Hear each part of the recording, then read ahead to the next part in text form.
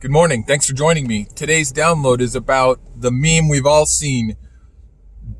Promote what you love versus bashing what you hate. I agree 100%. I could talk about all the things I love forever. I could talk about sacred geometry, if you've ever been to my class, forever. I could talk about Star Wars. I could talk about Legos. I could talk about snowboarding. I could talk about music. I could talk about anything. Camping, survival skills, doing kung fu in the garage, forever. Now, bashing what I hate. First of all, hate's a strong word. For me, I would rather swear. I'll swear in front of my kids before I use the word hate. Why?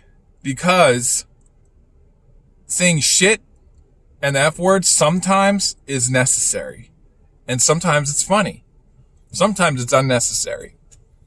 The word hate is only necessary to me to hate somebody. If that person tried to murder my family, then I think I would be well within my rights to hate them. Now, that still doesn't make it a constructive energy, right?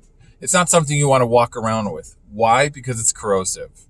It's something that'll destroy you probably before it will them. So with that being said, bashing what I hate. There has to be an in-between, because the same people that will post this meme will also argue many times that there is a balance between light and dark, and that there is a function between light and dark and positive and negative energy, and that life is a spectrum. So, what if we did both?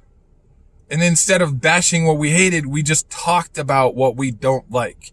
We talked about the problems in the world that need to change. So then you can promote what you love and you can talk about the things that need to change. We can be aware, but to just not talk about it at all. You don't have to bash it. You don't have to hate it. But to not talk about it promotes ignorance. And this is why. Who was it that said, was it Eisenhower? He said, all that we need for evil to prevail is for good men to do nothing. Why? Because the dark side is corrosive. If you take something valuable and put it in a vat of acid and go away and come back tomorrow, it won't be there. That's the problem with like Nazis. We just thought they were gone after 1945 and we just pretty much ignored them. And here they come. Here they are again. I don't have to hate them. I don't have to bash them. I don't have to tolerate them either. There is an in-between. And yes, positive and negative energy do have a purpose. Negative energy teaches us something. Oftentimes it teaches us how not to act.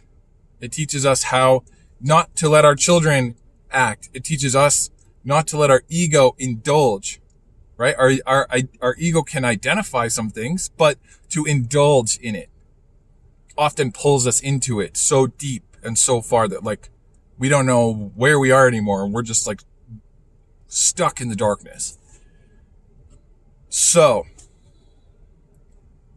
promote what you love, identify what you think needs to change, and then that way we have a balance between positivity and not putting up with stuff that we should be putting up with. Because there is a paradox called the tolerance. What is it? The tolerant intolerance?